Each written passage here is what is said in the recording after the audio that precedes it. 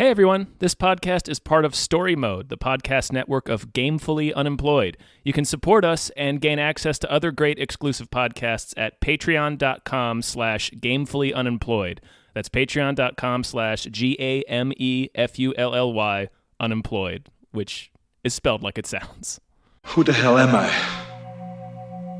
I'm a construction worker. After the bathroom, I said, be right back. I'm a cop, you idiot! Pasta. Oh, I'm Detective John Kimball. Who is your daddy? Answer the question! And what does he do? Put that cookie down! Now! Well, I'm Tom Ryman. I'm David Bell. Yeah. Welcome to Into the Mr. Universe. Into the Mr. Universe. Oh, we're inside of him. This is a podcast about Arnold Schwarzenegger and the films of Arnold Schwarzenegger. And it is brought to you by our very special Patreon producer, Norm from Cheers. Thank you so much, Norm. Yeah. Specifically for what's about to happen here today. Because Norm, he didn't they didn't give us like much of a outline for like what films to cover. Mm-hmm. And then they were like, I don't know, Stay Hungry? And so we watched Stay Hungry, the 1976 film. Oh, man, boy, did we. We really did. And I feel like a lot of people might not have seen this film. I hadn't even heard of it. I'd heard of it. I've Okay. been aware of this film because it's a very early role of Schwarzenegger. I think it's the first theatrical film that he's credited as Schwarzenegger. I'm not positive. It introduces him in the credits, even though that's technically not true, because he did Hercules in New York already, and he's right? also in The Long Goodbye as like an uncredited thug. Right. This is definitely his first role as Schwarzenegger, where he plays a significant character. Mm-hmm. He is not the main character. The main character is Jeff Bridges. It sure as hell is. Yep, and it goes Jeff Bridges, then Sally Field, and then Arnold Schwarzenegger. It's quite the cast. And we'll definitely talk about that. Yeah. I think there's anybody who's seen this film right now is like covering their mouth with their hands. Yeah. Because my God, this is the kind of movie you put on and you're shouting the entire time, and then when it's over, you want to continue shouting. Yes, this movie does not let up. This all right, movie is incredible. Our first of this podcast was Hercules in New York, and I thought, well, it's not going to get any more bad shit than that. And I was wrong. We both were wrong. I would have guessed that too. Yeah. I would have guessed hearing fucking car horns honk on Mount Olympus, a chariot chase through Times Square, him fighting a bear that's clearly a man in a bear costume. I was like, this is the peak. Yep. Untrue. Of ludicrosity for Arnold Schwarzenegger. And that, boy, were we both mistaken. And I've never been so happy to be wrong. Me too. This movie's a fever dream. I cannot believe this movie exists. I can't. I texted you 10 minutes in, and I was like, I'm having trouble with notes because there was so much happening. It's so dense. Mm-hmm. And it just bombards you. Would you believe that this movie, when you look it up, is classified as a sports comedy? Sure. Yeah. I mean, that's one thing that happens in it. There's sports in it, and it makes you funny. Maybe not ha-ha funny. It's like, I don't know what kind of funny. It's like getting stabbed by a clown funny. This movie is based on a book, which fascinates me to no end. Yeah. Oh, no. And the screenplay was co-written by the author of the book. Wow. So, yeah. Yeah, I guess... Oh, I don't know. I guess I'm trying to picture all of this like on the page. Yeah. If you're just like flipping through a novel at the beach or whatever, and this shit is unfolding in front of your eyes. Yeah. Well, I was thinking about the fact that like in the 70s, right? Movies, you didn't really get trailers. Nowhere near as much as you do now.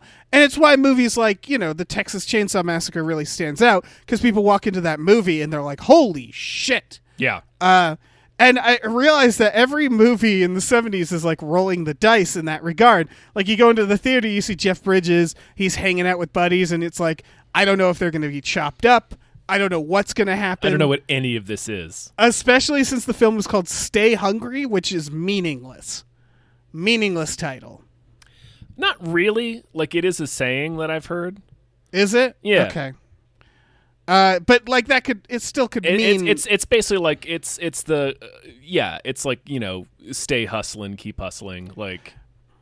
Yeah, I just mean like yes, but it's still a broad title, and you look at the right. poster, It can be applied to literally anything, which this movie does. Yeah, the poster, which I don't know if this is a new version of the poster or not, it looks like a shield. Like a family crest. Oh, yeah, it sure does. It says Stay Hungry, and it has Jeff Bridges kissing Sally Field, the character with the tanning sunglasses on. Newton.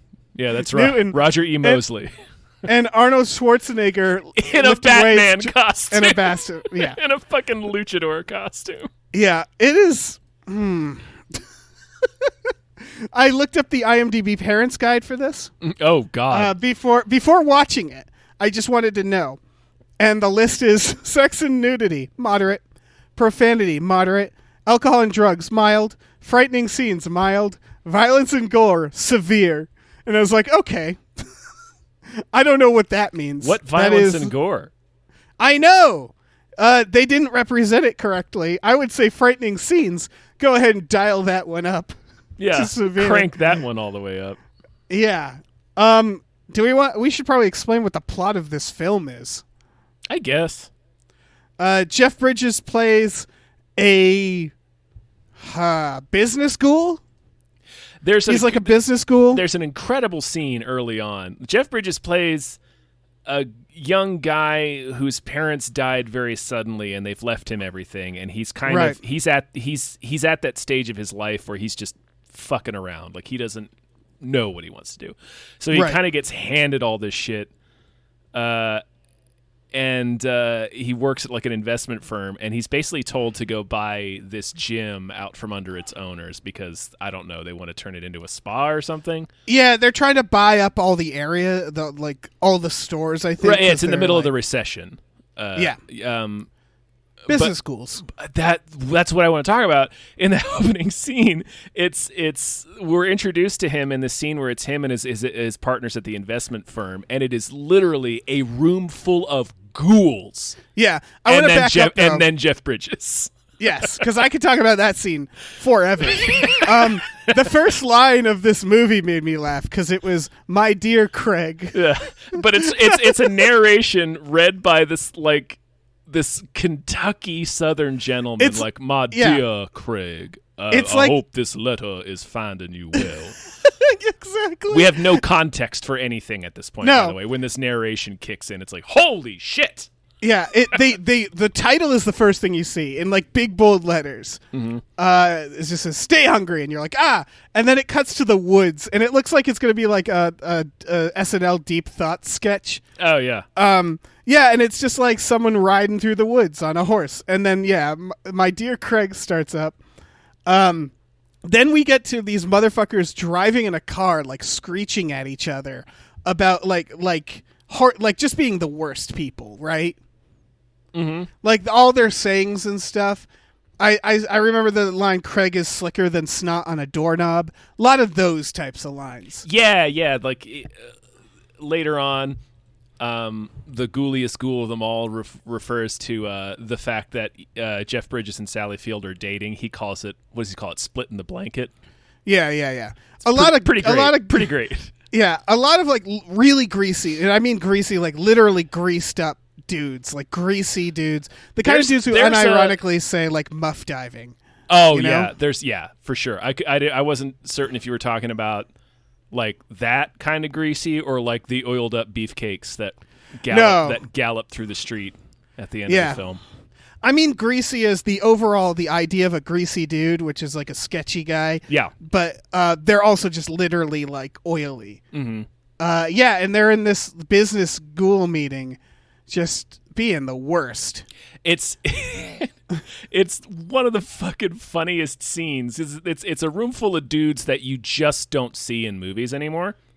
Yeah. Like actual ghouls. Like like they don't look good. No, they don't look camera ready. They all look unhealthy. They all have terrible skin. Yeah. Like and then there's Jeff Bridges. And then there's beautiful Jeff right, Bridges. It's like, okay,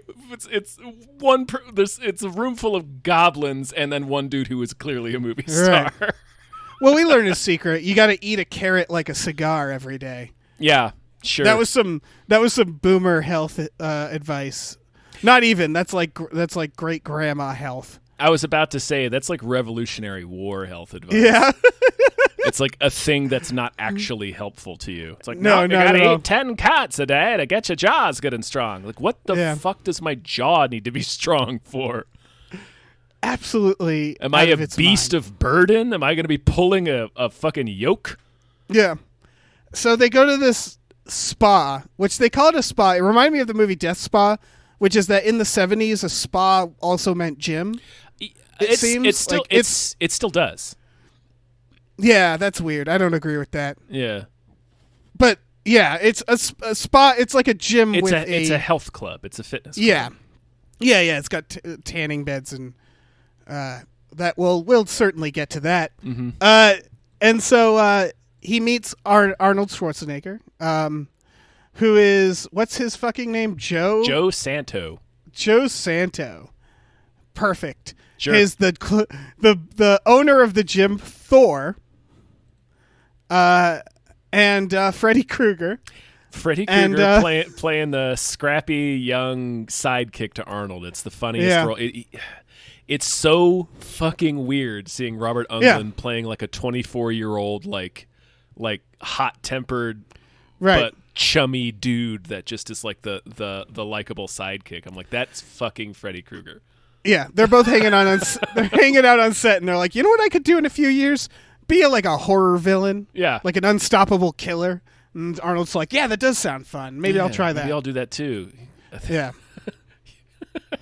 It's so weird. It's so weird that they're just like hanging out in this gym, and it's like, yeah, in about 6 years, you and I are going to be like two of the most famous villains in history. Yeah, it's wild. Yeah. Because, and like it reminds you that he's not formidable unless he's Freddy Krueger at this age. Like, he just looks like a scrappy little guy in this movie. I see fucks some people up in this movie, but yeah. He does. But, well, not before he gets nailed in the balls with a pool cue. So Jeff Bridges shows up. He calls himself Buck Blake. Mm-hmm. He's infiltrating the gym to offer to buy it, but over time he grows to love them all. Yes.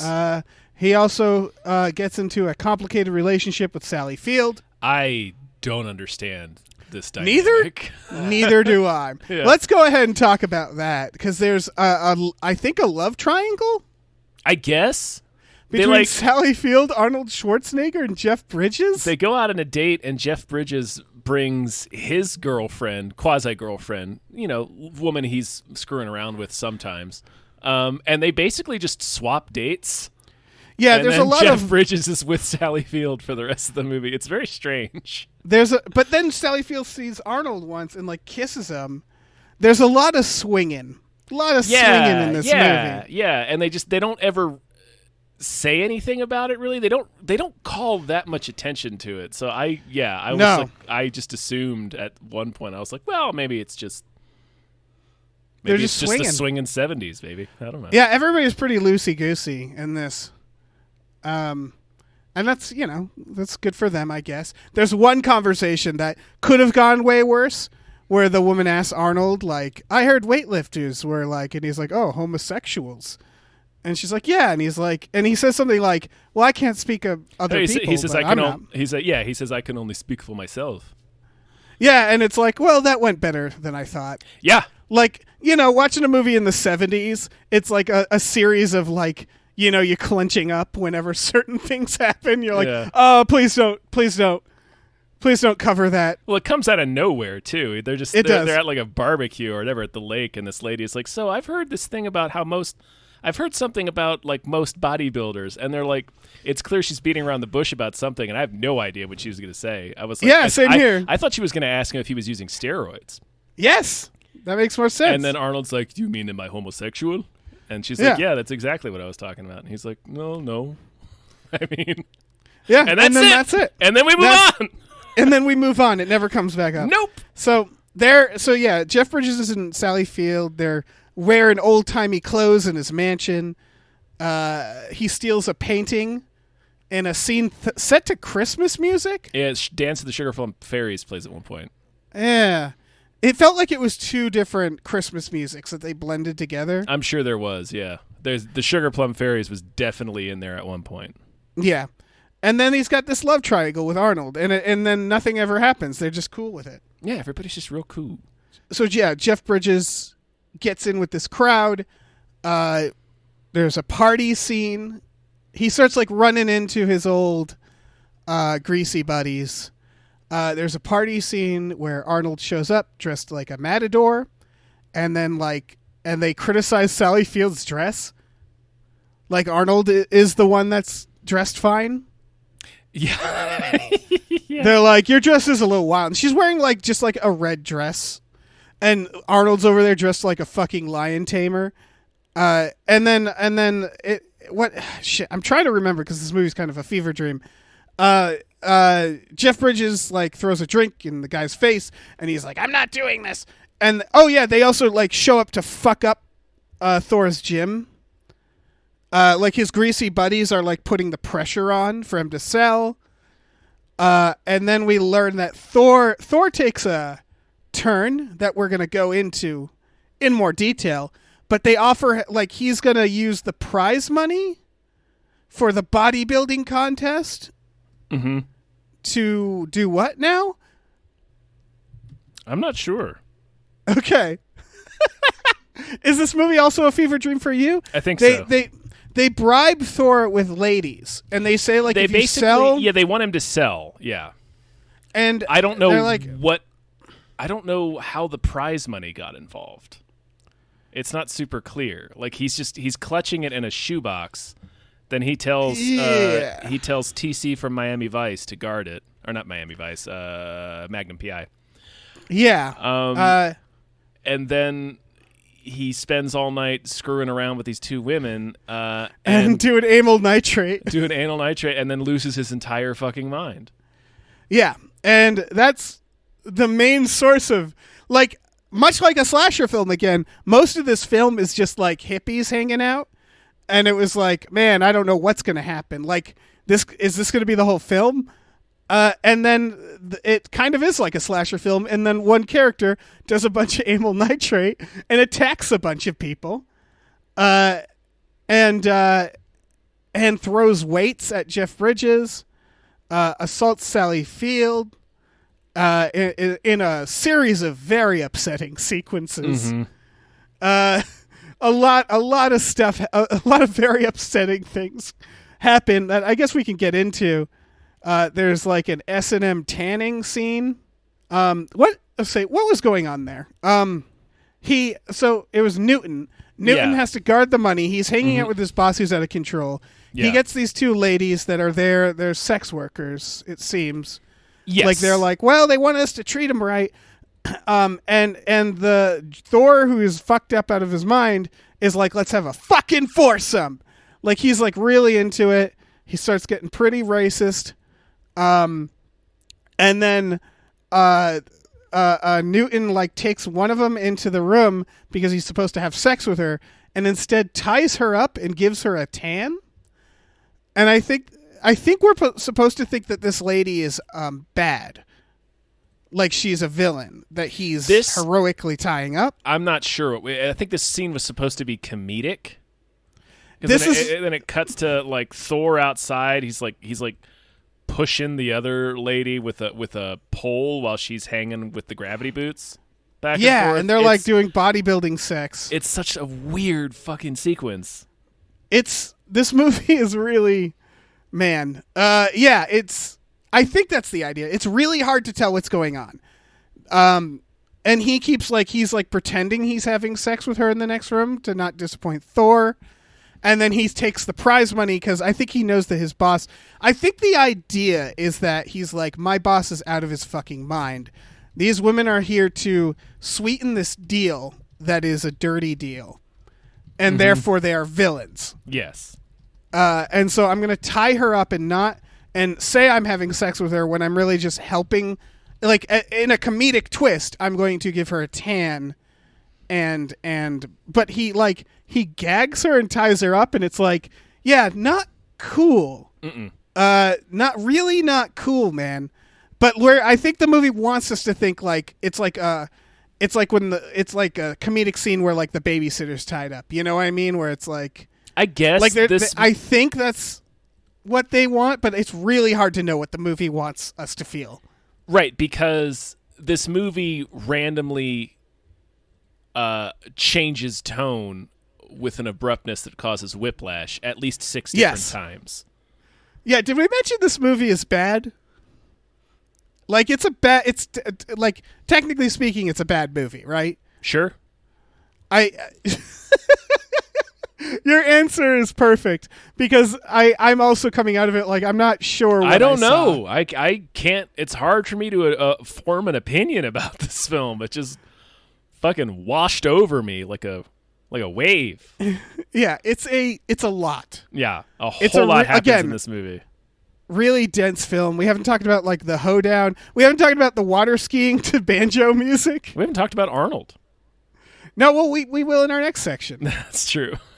Yeah. No, there's a few country theme moments where again, it's almost like Tommy Wiseau-esque, where he meets Sally Field for the first time and she's like, "You want to go water skiing?" And he's like, "Sure." And then cut to banjo, just jamming on banjo, Jeff Bridges water skiing for a minute, and then cut and they're like, "Yeah, that was fun." And then the scene, they just keep going with the movie. Yeah. That didn't just happen. And then I know Arnold plays the fiddle at one point in a couple of points. Deliverance style, moonshine drinking party. Yeah. He takes him to a hootenanny.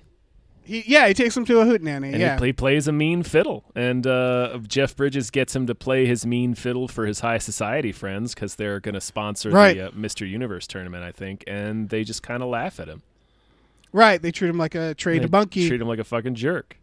And that is the point. The point of the film is a series of bits to show that Jeff Bridges and Arnold Schwarzenegger have a friendship, and that is a wild concept. In its in a vacuum, that alone is just Jeff Bridges hanging out with Schwarzenegger, having a good time. It's Jesus fucking Christ. But then the bits are so disjointed at times, and then things go horribly wrong. Yes, about as wrong as they could possibly go in a way that cannot possibly be predicted. Yes. Yeah, there was no way I thought any of this was going to happen. That a man would be ripping off his toupee and hurling weights at Jeff Bridges, trying to murder him. Trying to kill him as hard as he can. Yeah. What I forget what happens to Thor. Does he just explode into a mist? They apparently, this happens off screen, which is a shame. Apparently, in the midst of their fight, they tackle each other through the glass storefront of the gym. Oh, okay. And then we just overhear that Thor had to be taken away, but not before he agreed to sell. Yes, he basically agreed to sell Jeff Bridges the gym. Yeah, this ends with Jeff Bridges taking over the gym, finding his way, selling his family home to his butler, who we will talk about. He doesn't sell the house to Scatman Crothers. He just, at least I don't think so. He doesn't. I think he does. I think he sells. No, there's a line. There's a line in that last letter that Jeff Bridges is narrating, and he says, "I offered William to stay on with the new owners, but he wants to be done with that. Right. He wants to, retire from that." Also, Scatman Crothers. Yeah, it's Scatman Crothers. Yeah. And we haven't even talked about... So, the Mr. Universe thing is happening. Arnold goes up while Sally Field is being assaulted. They then learn that their prize money is in peril. So what do they do, Tom? They do a running of the beefcakes. Yes. That's almost exactly what I wrote. Much like the running of the bulls. It's a bunch of beefcakes spill out of the Mr. Universe competition and just gallop through downtown Birmingham, I think. They're in Alabama. And let me ask you, Tom, do they get to the bad guy or does something else happen? They don't get to the bad guy. They get held up by just throngs of joyfully dazzled onlookers, so they put on an impromptu bodybuilding show for the people of Birmingham. Yep. They put on a bodybuilding parade set to banjo music. Yep. How do you suppose they got on that bus? I don't know, man. They use their beefcake powers. It really escalates because like they get surrounded by these people and they're kind of aggressive towards them at first, and you don't quite know what's happening. Yeah. And then they're like, "Oh, you're bodybuilders. Oh, do a pose." And they do a pose, and everybody's like, "Oh shit, yes!" And everybody's like really into it. And then he yells across the street to the other bodybuilder, "Hey, these guys want to see us pose!" And so they start posing, and then like in the next 30 seconds, there are 4 bodybuilders on top of a municipal bus. Yes, on top of a bus. And it drives through the scene, implying that they got on the bus. They like ran down the street, got on the bus, so they could flex through. And it's like, and it's gonna keep driving. It's gonna keep taking them to an area of the city where the beefcake parade isn't happening. Yeah. So it's gonna be a little strange. It's like the ending of Ghostbusters, where like everybody is suddenly like, yeah, everybody's like cheering on the jazzed streets about the Ghostbusters. Yeah, that's exactly what this is. Yeah, and so again, fever dream. It's just It's like, I'm sorry. Were we concerned about the guy? You cannot possibly predict anything that happens in this movie. No. It's like every scene forgets what movie it is. This movie defies you to follow what's going on. The movie has the memento memory problem where it's like, where was I? Ooh, bodybuilders, they should flex. Let's do a parade. Beefcakes. And it's like, I'm sorry, Sally Fields is in peril. Can someone get involved there? Yeah. And like, it's just Sally Field is being menaced by the Colonel from Predator. That is the Colonel from Predator. Uh-huh. There's 2 Predator cast members in this. Hell yeah, there is. Yeah, so in short, this movie is absolutely out of its mind. When at the fancy lad party where he takes Sally Field and Arnold to get belittled by his high society friends, did you notice that when Sally Field gets pissed at him and decides to flirt with somebody else to piss him off, did you notice who that was? Is this the introduction of Ed Begley Jr.? Ed Begley Jr. Yeah. Yeah, we'll get around to that. This it's full of fucking surprises, this movie, cast wise. Also his that woman that like throws the party, it's like one of his high society friends who we meet early on, and then she's the one hosting the party. That's fucking Fannie Flagg, the woman who wrote Fried Green Tomatoes. Jesus Christ. It's like IMDb in a randomizer. It's wild, the people that are in this movie. I don't know what these fuckers ever talked about. I don't know. I have no fucking idea. Sally Field kicking it with Freddy Krueger? Sally Field's way too good. But you know who I think came out the cleanest in this movie? And I think it can get us to our next section. Arnold.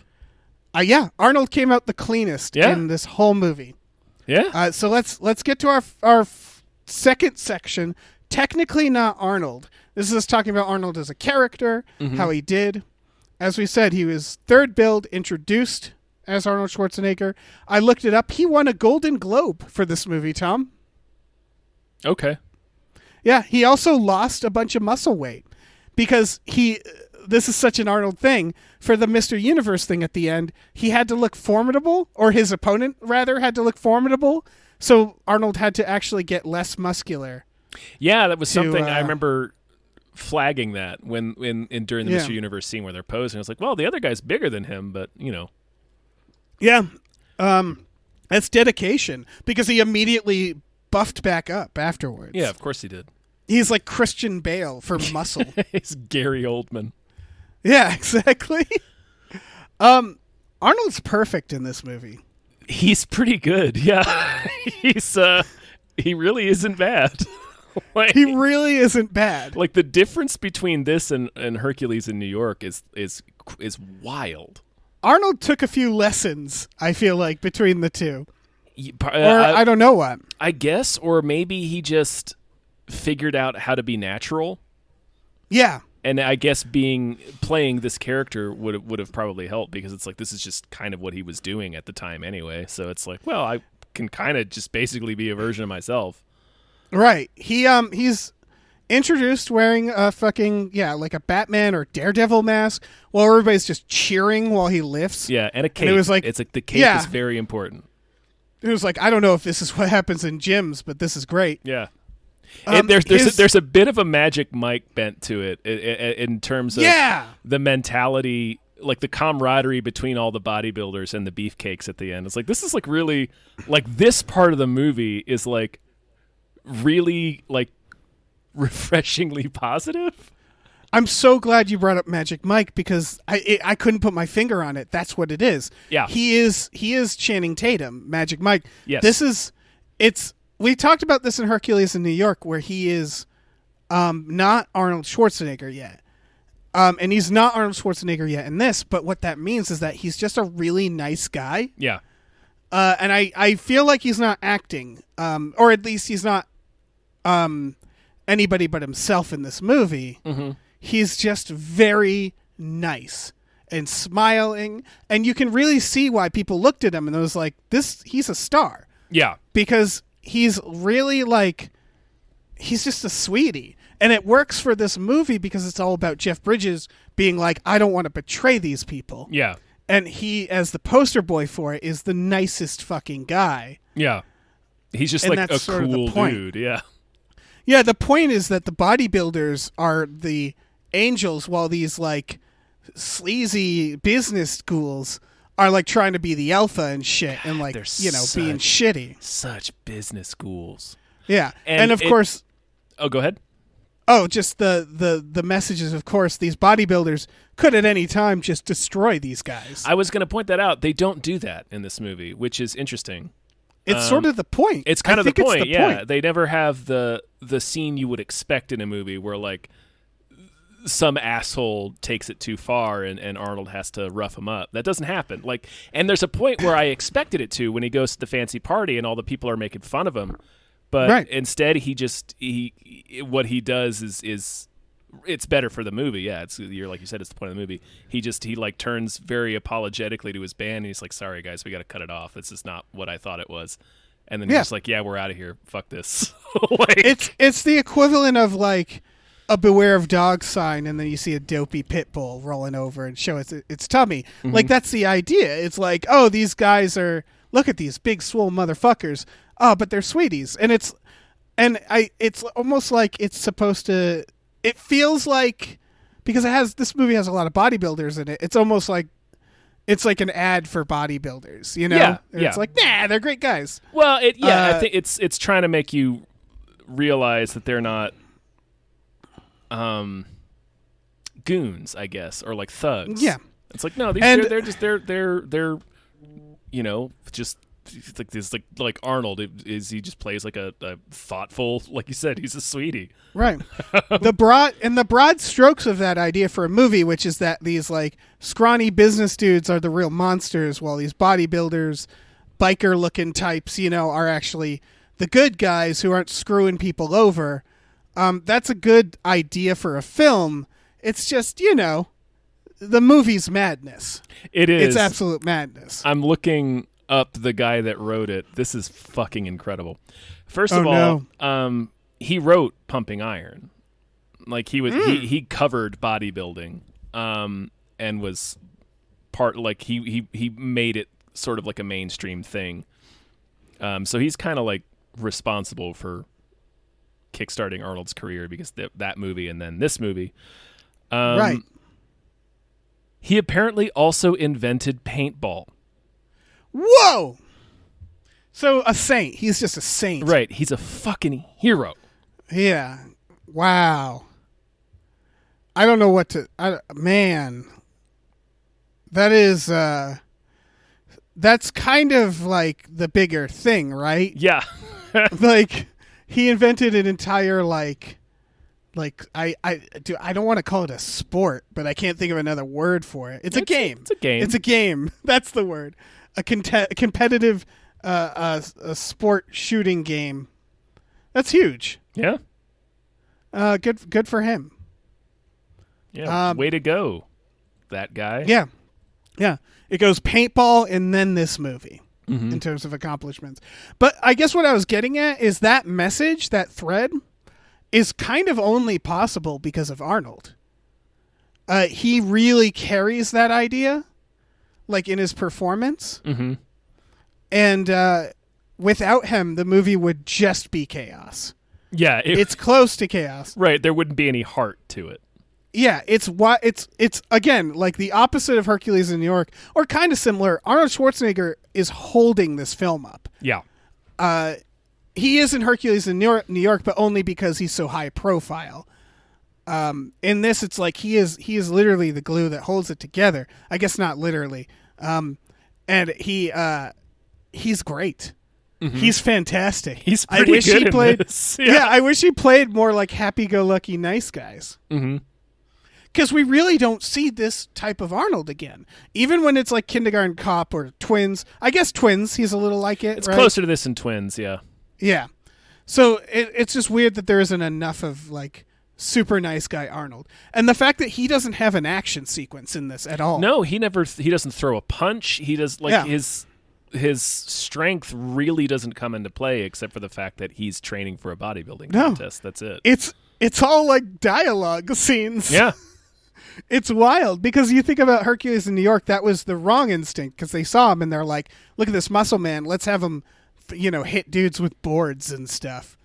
In this, they were like, let's just make a movie about a muscle man, about bodybuilding, and have him like be like an actor in it. Yeah, have him be like a charming beefcake. Yeah, that's what he is. And yeah. I don't really have anything else to say about him. He's great in this. Yeah, he's delightful. Yeah. Good job, Arnold. Yeah, I know you're listening. Yeah, congrats on the Golden Globe, man. Yeah. All right, let's get to our next section, which is called Definitely Not Arnold. This is where we talk about the side characters in this movie and who is perhaps the best one. As we already said, Freddy Krueger's in this. Yeah. Scatman Crothers, Ed Begley Jr. shows up, Sally Field, Jeff Bridges, which they don't count because they're not side characters. No, they're the leads. Yeah. I want to start with...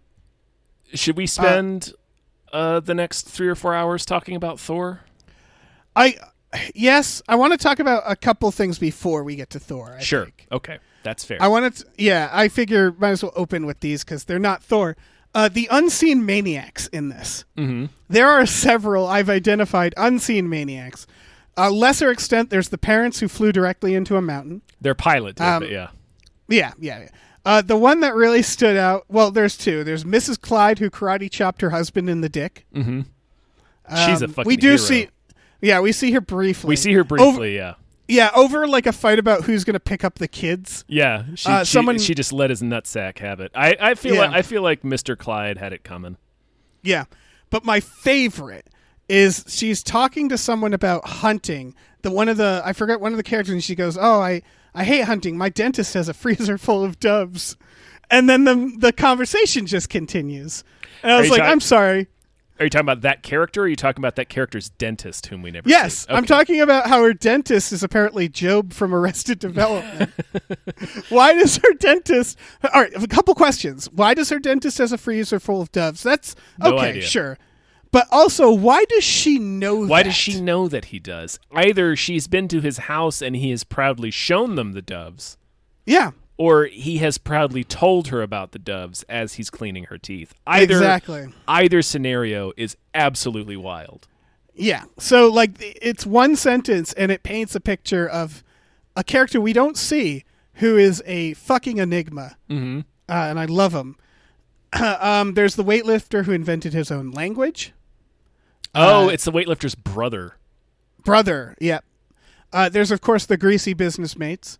Yeah, Uncle Albert. All the business schools. Uncle Albert, who we hear his narration. This is the fucking wildest thing in this movie. Nope. No, it's not. But there's so many things that It's can pretty come in. wild, though. We hear his narration throughout the entire film, just a couple of letters that we hear him recite. And then when he gets to the fancy party where his friends just shit all over Arnold and Sally Field, there's a scene where he's in the bathroom having a conversation with this 10,000-year-old man, who I assumed was the bathroom attendant. Yes. And then midway through the conversation, Jeff Bridges calls him Uncle Albert, and I was like, what the fuck? Yeah. That's Uncle Albert? That's how you introduce this character who we've been hearing the entire film? He's just bent over in front of the bathroom sink. That's the first time we see him? And they just mention, here's my theory on Uncle Albert, because Uncle Albert does not belong in this movie. I don't understand his point.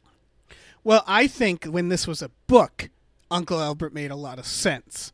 I'm guessing this book was like all letters to Uncle Albert or something like that, and they had to preserve it because, it's bookended by Uncle Albert, and like Uncle Albert shows up in the middle, and it's like weird narrations of like, dear Uncle Albert, and like their correspondence, like he's at war. Yeah. And it's supposed to... like they're off fighting the war of northern aggression. Yeah. I think it represents Jeff Bridges' arc, right? It's supposed to, like yeah. It's supposed to... him... Because at the end, his provide uncle... a way for him to be at peace with selling off his... with kind of rejecting what his parents wanted him to do. And at the end, his uncle accepts it. Yeah. And it's like, all right, bodybuilding. Sure, man. Yeah, they needed some representative of his family to tell him that his decision was okay. That's the only reason Uncle Albert's in this film. Do you think in this universe, this version of Jeff Bridges inevitably gets really swole? I hope so. God damn it. Can you imagine? Yeah. Because, like, I'm imagining, like, him in Iron Man with the shaved head but swole. Like, that would be, if that, in that timeline, that's what he would look like today. Oh, my God. Right? He looked like Stephen Lang. Yeah, he would. He'd be incredible. Yeah. Just fucking roped ass. Oh, Jeff veiny. Bridges. Yeah, just all vascular, really vascular. Yep. Final person before we get to Thor. Just shout out to Scatman as the butler, William the Butler when he quits and then tells a suit of armor he'll be right back. I love he'll be back for him, and I was like, what? I love that a big part of this movie, and I'm sure this was more effective back in 1975 when they were filming it.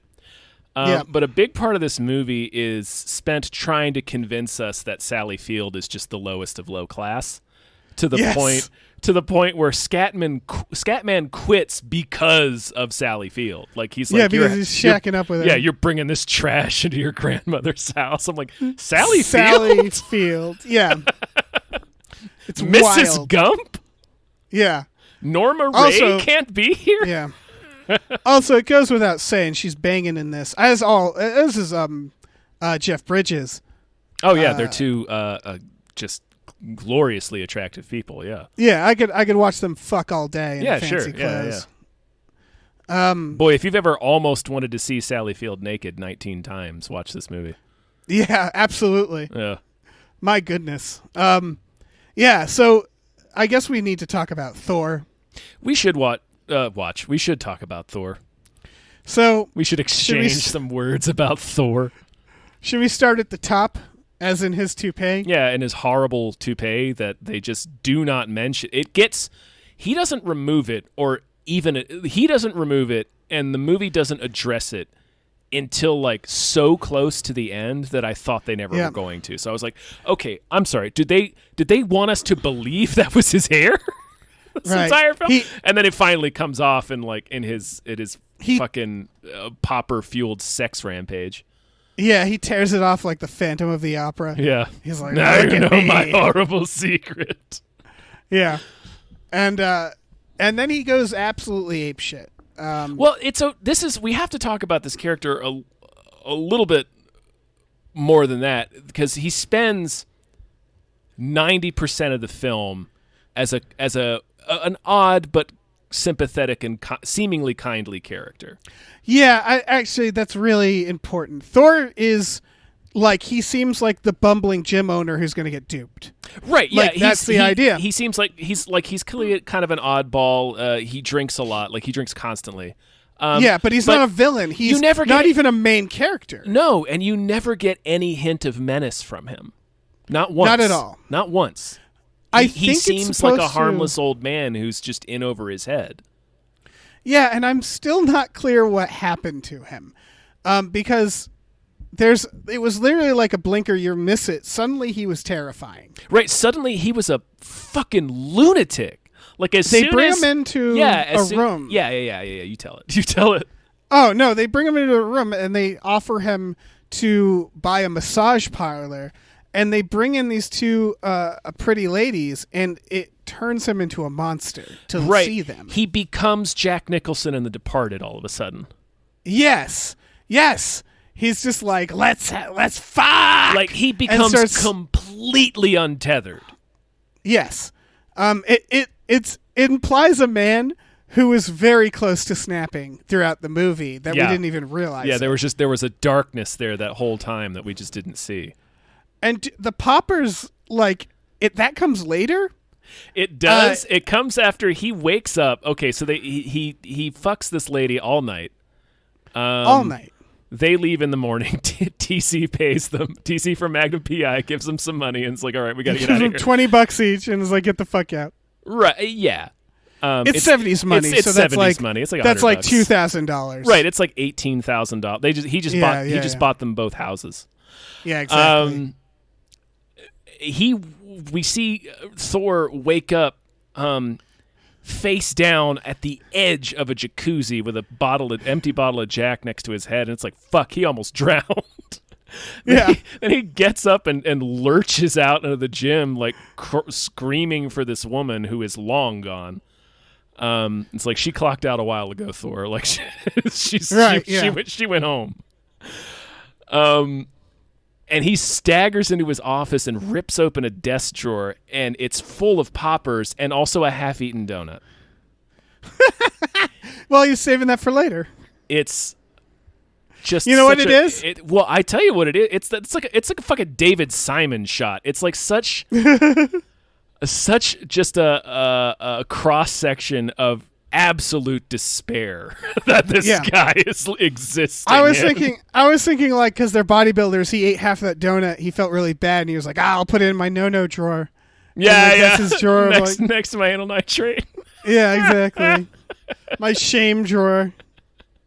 So he pops two of them immediately and goes berserk. Yeah. Just absolutely berserk.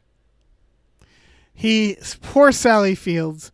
Sally Field comes in just to, because he's late. Like, he's supposed to be at the Mr. Universe competition with the prize money. And she shows up to basically be like, are you okay? What the hell's going on? And he, like, assaults her, or he tries to. He tries to. Yeah. She says he let her go. Mm-hmm. But what we see is he grabs her and forces her to do... He tries one of to, the amyl nitrates. Yeah, he tries to. He tries to. He's like suffocating her until she'll inhale this popper. Then the movie cuts away, and we have to sit there fearing the fucking worst. For like 6 minutes. Yeah. We don't cut back to the scene. I'm like, what is happening? Yeah. And then Jeff Bridges walks in, and he's like, hey, what's going on here? And she runs down the steps, and she's like, he let me go. We got to get the fuck out of here. It's like the Hulk is coming. Right, and he attacks Jeff Bridges like the Hulk. Or like an angry... He attacks Jeff Bridges like an angry chimpanzee. He's just throwing everything in the gym at him. Absolutely. It starts by him throwing a weight down the stairs at his head. Had he hit Jeff Bridges, he would have killed him instantly. Any one of these things that he throws at Jeff Bridges would have killed him instantly. Yeah. If it connected. And so he's just hurling weights at Jeff Bridges, and they have to wrestle. And Jeff Bridges is like enraged because of Sally Field. He's like, what did you do to her? And so they're both mad, but like he's still got the, Thor's got the fucking, I don't know what kind of rage in him. The popper heat. He's got like 6 different kinds of dissociative rage going on in his brain right now. Yeah. It's a dark scene. Yeah. It's not fun. No, and none of the rest of the movie is like this. No. This comes it's the out of only scene nowhere like in the this. last 10 minutes of the movie. It is shocking. It's like taking a scene from American History X and cutting it into like a kid's movie. Like, it's just like, what the fuck am I seeing? And again, I'm not sure what happened to Thor to make this happen. It's like a Mr. Hyde situation. Yeah. He's it's okay like he was 1 second. possessed. Yes, it's like he was possessed. Yeah. This character loses his mind. And I gotta tell you, at the end, when Jeff Bridges is like, yeah, they took him away or whatever, and he sold the gym, I'd be like, you have to spend the rest of your life looking out for Thor. You better get swole. You need to. You better put bars on those windows. Yeah, you better pray you never see Thor. I can't believe you left him alive. Yeah, no, you need to. Yeah. Someone needed to put Thor down. Yeah.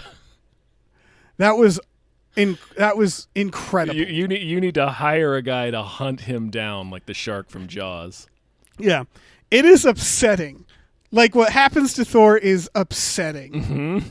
And again, and so completely out of sync with the rest of the movie and totally unpredictable. Like, you would never ever imagine that this is what was going to happen. It's so hard to even compare it to anything. Thor is, again, he's not a main character. He seems like he's a support character. He just represents he's the gym owner. He's the guy. He represents the little guy. Yeah, he represents the little guy. Yeah, and he's sort of like, I look after all these bodybuilders. And Arnold Schwarzenegger is like the heart, the face that we put to the struggle, where it's like, this is what's at stake, is Arnold. And so you think you would keep these as sympathetic characters, and then the movie just implodes.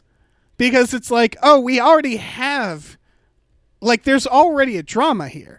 It's, Jeff Bridges is going to have to own up to what he was doing, that he was tricking them. Mm-hmm. I thought the business guys were going to take on, I thought they were going to buy the gym, and that would be the third act down, mm-hmm. the struggle. And they're like, we got to have a bodybuilding competition to get it back or something like that, Mm-hmm. But instead, just one random character loses his fucking mind and becomes everybody's problem suddenly. The entirety of his mind. It cannot stress how buck fucking wild this man goes in the end of the movie. So weird. It would be like if the dad in Home Alone turned into a werewolf when the family got home.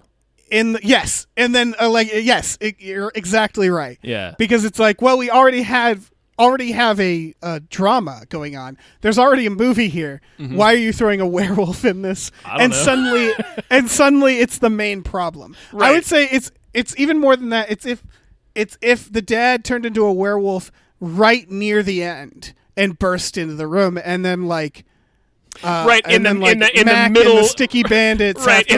In the middle of the wet bandits trying to rob his house, werewolf dad bursts in, right? And then everybody has to deal with that suddenly, and that's the movie. It's so out of fucking left field. It's so oddly disturbing and unsettling. And it's like a stark reminder. Like, what are they trying to say? They're like, well, at any point, anybody could snap. I don't know. There are artistic versions of this. It's the equivalent of fucking From Dusk Till Dawn. There are versions of this in movies where the point is that in life anything can happen, or things suddenly don't go, where movies start arcs and then abruptly end them, or do it's like that. It's like Guy Ritchie or Tarantino-esque, where it throws a wrench into the plot. But in this movie it doesn't work because it just is so unsettling. Mm-hmm. And it just it's blink or you'll miss it. So it's I went through when it happened and I reread the synopsis for the film because I was like, surely I missed something. Nope. And as far as I can tell, I didn't. No. It just happens. Yeah. It's unbelievable. It is unbelievable. Shocking. And so it makes Thor, I guess, the most side character. I don't know if we're judging side characters in this, but Thor stands out, that's for sure. He sure does. As being the villain, the person we didn't even know was a villain. Mm-hmm. Now watching this movie, if I ever watch it again, I'm going to be sitting there like, put him down now while you can. Kill him now while his back is turned. Kill him. Yeah, exactly. Pick up that barbell and kill him. Oh my God! Are we done? Should we get to the next section? I think so. All right. Our next section is the most Arnold. The most Arnold. This is where we select the most Arnold scene in the movie. I have mine in the holster. Do you need a second for yours? It's a tie, I think. Okay. It's should I go? It's either him pretending to play the fiddle. Yeah.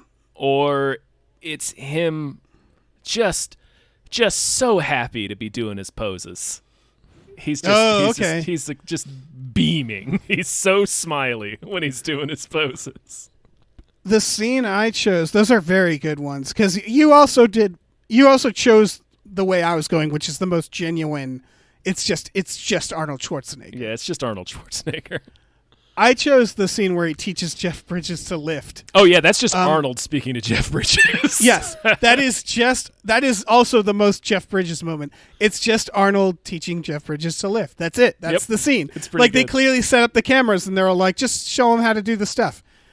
And it's adorable. Yeah. So you do it faster so you get the blood flow to your legs. My favorite part is when Jeff Bridges gets on, I'm not sure what the piece of equipment's called, but it's a ab exercise where you're kind of vertical above the ground and you have to like lower your upper torso and then lift it back up. Sure. And he's like, yeah, we used to do this all the time, and I forget, lacrosse or something. And Arnold just kind of looks and he's like, it's like, I might be doing it wrong, but yeah, you see, this exercise. He starts doing it. Arnold's like, I don't know, I don't use that one. Oh yeah.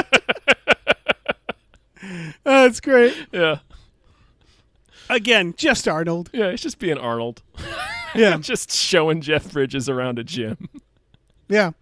This is like one of my favorite Arnolds in movies. He's so delightful in this movie. He's absolutely delightful. The movie's a mess. The movie is out delightful. Of its goddamn mind. Yeah. Yeah. He's like a diamond in like a big pile of shit. Mm-hmm. Just shining out. A big but pile I can't not even a pile of shit. It's a pile. It's a pile of half-eaten donuts and anal nitrate. And like like a dead acrobats in there. Yeah. Like a pile of madness. Mm-hmm. Like something that like if you saw would make you insane. Yeah. There's tentacles. You're not sure what they're connected to. Oh yeah, and he's the diamond. A goat with human eyes. Yeah. Oh. And then Arnold, just being. And delightful. then there's Arnold, just being delightful. Yeah, just arms outstretched, holding the safe throughout. Arms raised in a V. Nice. Yeah.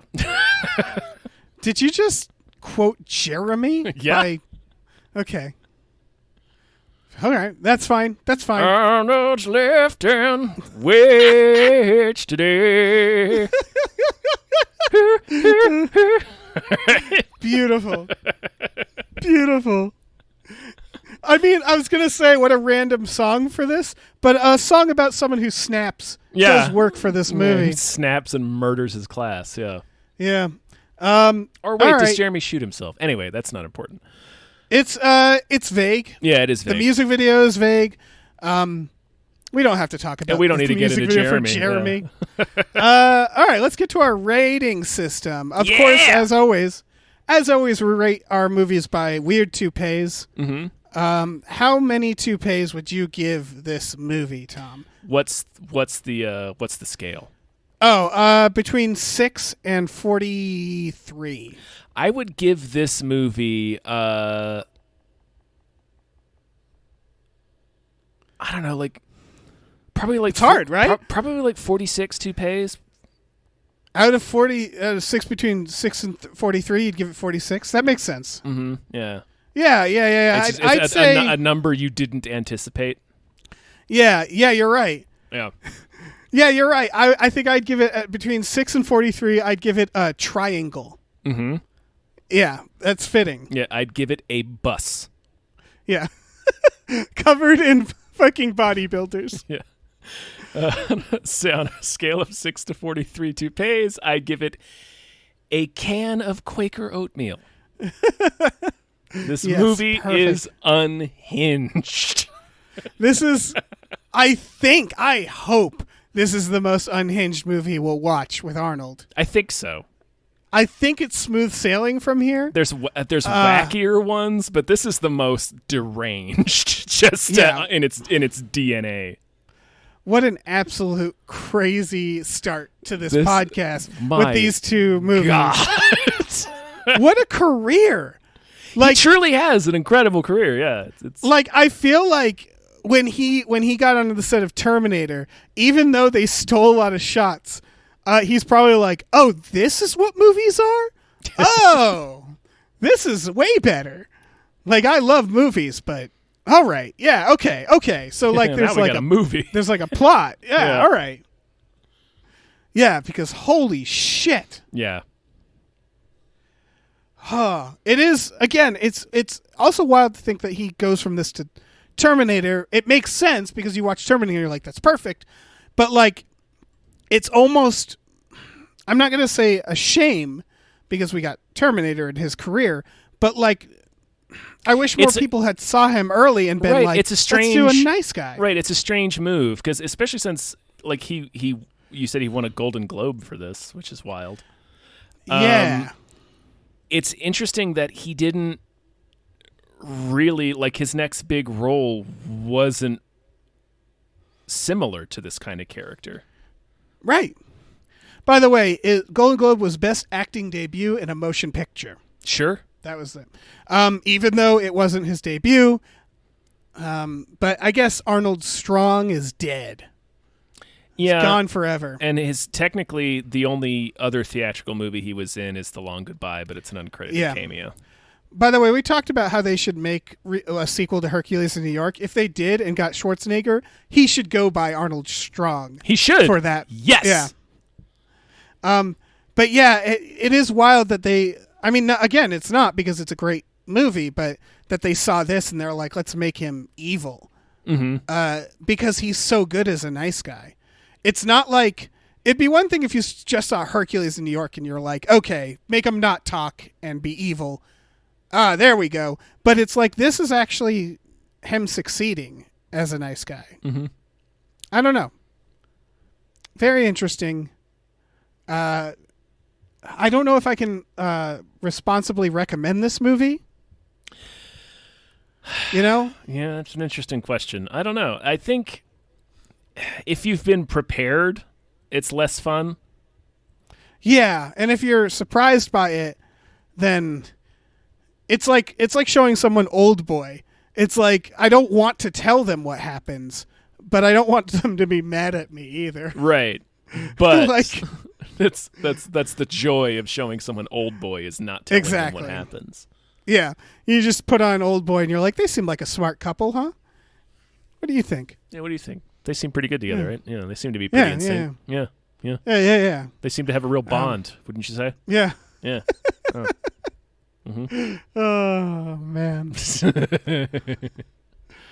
Okay. I guess we're done. I think so. Yeah, that's it. Norm from Hop Cheers, back thank into you the so time much. Stream, I guess. Is that what we're doing? I don't know. Right. Isn't this supposed to be Arnold in Other Dimensions? Right. It's Arnold in Other Dimensions. Jesus Christ, we completely forgot about that. It's all right. I mean, it's enough there. God, and this dimension is the darkest dimension. This is, I bet he couldn't wait to quantum leap out of this one. Jesus. Yeah. This is one of the happiest. A disturbing universe. It's one of the best Arnolds, but it's, I do not want to live in this it's like world. The bleakest. Yeah. Yeah.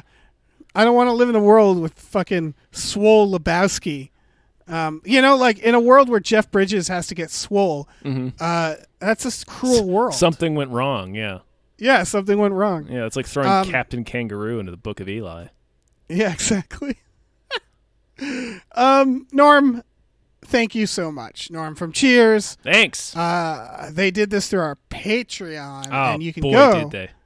Yeah, you can go to patreon.com/gamefullyunemployed where you can get exclusive podcasts like Tom and Jeff Watch Batman and Fox Mulder is a Maniac. Woo. And also Star Trek, the next Futurama. Check us out. It's there's so much. There's so much there. There's a lot. We also have a store, tvpublic.com/store/gamefullyunemployed where you can get t-shirts, masks, mugs, stickers, posters, all kinds of things. So check that out. Absolutely. While you're at it. While you're at it, check it out. We should get into selling toupees that when you take them off make you insane. Fuck. Yeah, we're going to sell those toupees from John Carpenter's Body Bags. Yes. God, that's a movie little, right little there. worms that eat your brains. When you rip them out, you turn into Thor, the crazed gym owner.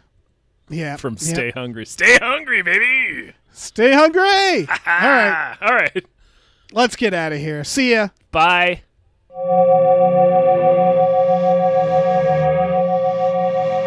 Australia